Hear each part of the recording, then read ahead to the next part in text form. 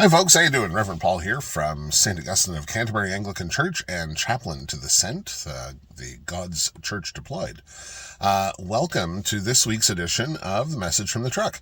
I'm actually back in the truck again. It's been a couple of weeks since I was in the truck between the garage and the bike and everything else, but I'm back in the truck again today. And just wanted to welcome you on a beautiful Saturday as we gather here in the city of Windsor. Looking forward to celebrating tomorrow with both on-site and online communities as we gather at St. Augustine at 9 a.m. for worship in person, and then 11:30 for our on-site community, for our online community. 11:30 for the Sent. I know that the community of All Saints is gathering at 8 o'clock and 10 o'clock. I know the community of St. James is gathering at 10 o'clock. Lots of options for worship tomorrow, so I certainly hope you take advantage of at least one of those options and join us as we offer prayer and praise to God.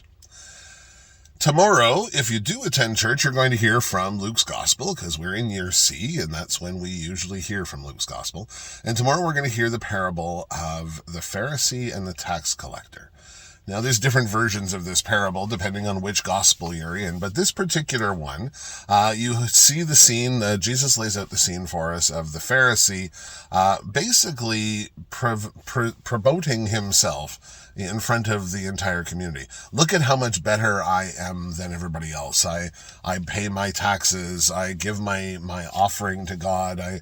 I worship on a regular basis. I do everything I'm supposed to do according to the law. And I'm so much better than that guy. Look at how much better I am than that guy, is basically what this comes down to. Pointing his finger down, waggling that finger at the tax collector, the lowly tax collector, who identifies himself as being a sinner and not being justified, not being a person who can honestly say that he belongs to the chosen people of God. So I got thinking about that message this week as I've been preparing for worship, and I was thinking about bullying. So you may be surprised to hear that I have not always been 6'1" and kind of football player shaped. At the moment, defensive line football player shaped, but over the course of time, I've been different players on the field. Back when I was in my high school years, my early high school years, I was the skinny little runt punt kicker, is about the size that I would have been. I was tiny, I was skinny, there really wasn't much to me, and I was in a new community. We moved to Elmira, where I grew up, moved there in grade 8, so I didn't really know people who had known each other since kindergarten, that kind of thing, and it was a tough place to be. And I got to be honest with you, I suffered a fairly significant amount of bullying. There were lots of people who thought they could get away with things, get away with being more aggressive because I was smaller, or being somebody who could be picked on because I didn't have a lot of friends to back me up and support me. Of course, as time went on in high school, things started to change. By the time I left high school, I was one of the bigger people in the school, so people didn't pick on me physically anymore. And I had my group of friends. It was the musicians and the artists and the actors and actresses. Those were my friends. So I grew up into this new person of who I was. And over the course of time, I've learned about just how unbullied I actually am in the world. I've learned about the privilege that I hold particularly as a white, sexually straight male. And that has really opened my eyes to the reality that the privilege that I hold is not something that everybody gets. I think specifically when I talk about bullying now, when I go into a conversation about bullying, I think specifically about not only those young kids who are bullied on the playground and things like that, but in a more grandiose scale, I think about those communities of people who have been bullied for no other reason than maybe the color of their skin is different or where they live is different. I think of our First Nations communities who have suffered so much persecution and bullying at the hands of those who held privilege for so long. I think of immigrant families and the bullying and the challenges that they face trying to find work or trying to learn the language. Even the visible minorities within our community who are generations old Canadian families, as we listen to the stories that they struggle with around not having the privilege that some of us do get to share. Now, unfortunately, the church has had its share of bullying time as well. We, particularly in the Anglican Church, have had lots of opportunities where we have been able to bully others based on our privilege. And I mean, we immediately go to the residential school situations and things like that. But there's lots of other places where we've bullied people as well. We've bullied people around things as simple as what it is you're wearing and whether or not you're allowed to come to church wearing that. We've bullied people based on what they do for a living. Oh, you're a garbage man. Well, I'm sorry, this isn't really a community for garbage men. Maybe there's another church down the road for you. We've bullied people based on family status. Oh, you're a single mother, are you? Oh, you're a divorced family, are you? Oh, you're remarried, are you? No, I'm sorry. This isn't a community for you. There are so many places where we have, as a church, taken our social privilege and decided that makes us somehow better. It's really unfortunate. I mean, the one of the biggest groups that are persecuted and bullied right now in the church are those who are from the LGBT community, those with a different sexual preference than what has been traditional, if you will, in Canadian culture. And there are so many places where we are being the bully, but we don't realize it. So many places where we stand up like the Pharisee and look, we're doing it all right. We're going to church and we're giving our tithe and we're supporting the hungry and we're making sure that we collect food for the food bank and we do this, and this without realizing that we're being a bully. We don't know to stand up and say, look at the things that we've done. Look at the hurts that we've caused. And I think that's a really important piece for us as the church to really, truly grow into like a decade ago or 2 decades ago or a century ago. This isn't something that we should be working on still. This is something we should have dealt with generations ago.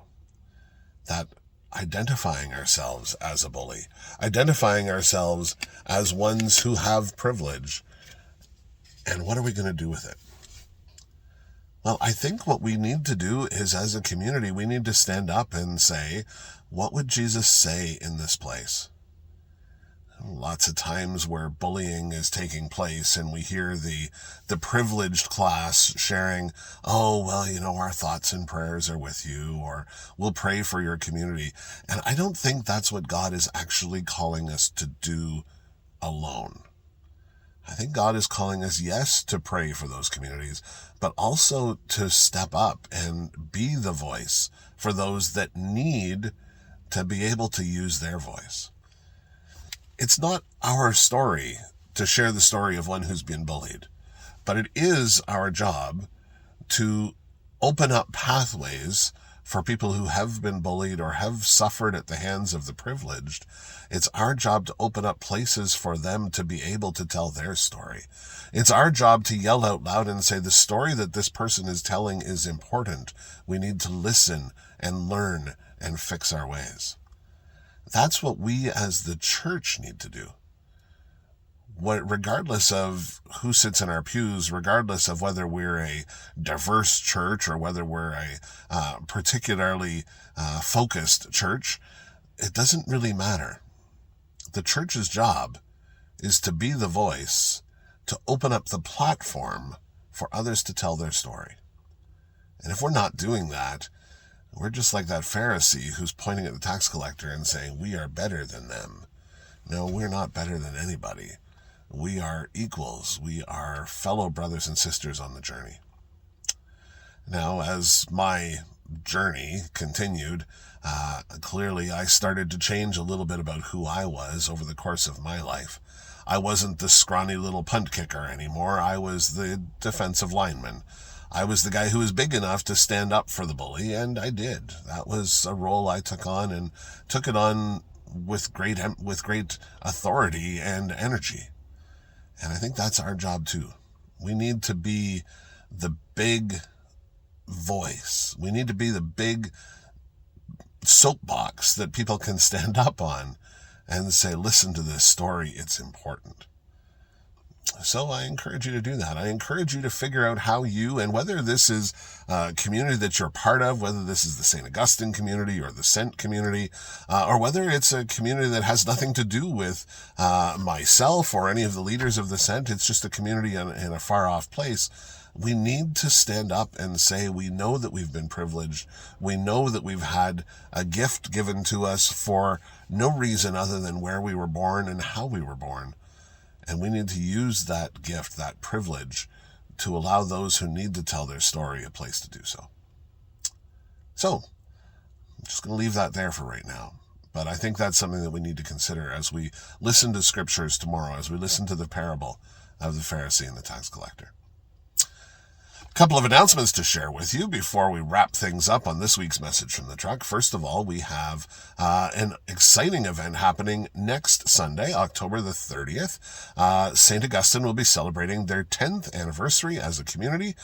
We have a luncheon planned. It's going to be exciting. We've got guests coming. It's going to be a wonderful opportunity to get together and share some social time together and really celebrate the decade of ministry that has taken place as St. Augustine. We're going to be having a couple of options for you. So you can come and join us for morning prayer worship at 9 o'clock in the morning. That's our usual worship time, but we're shifting our service times a little bit just for this Sunday. So at 9 o'clock, we'll share in a service of morning prayer for those who really love to attend at 9 o'clock. At 10:30, we're going to be celebrating Eucharist, and that'll be our celebration Eucharist and the Thanksgiving for the blessing of the community. So we'll do the journey around through the church, celebrating and giving thanks for the ministry that has taken place at the font and the lectern and other places throughout the building. So we'll share in that. And then at noon, we're going to celebrate a luncheon together. And like I say, we've got some guests coming, and it's just going to be a great opportunity to get together. So looking forward to that. The following week, November 6th, I know the community of All Saints is going to be celebrating their 170th anniversary. Bishop Todd will be with the community there, celebrating with them as they all celebrate that 170th anniversary of that community. So looking forward to maybe taking part in that as well. Of course, as usual, our online community will continue as it usually does at the Sent, 11:30 on Sunday mornings. And I think that's about it for right now. I know there's a couple of other items, but I've been long-winded enough at this point. I think it's time to wrap up our conversation for today. So, with no further ado, keep the shiny side up and the rubber side down. Blessings to you on your journey. For this week, this is Rev Paul's Message from the Truck. Have a great day. Blessings to all.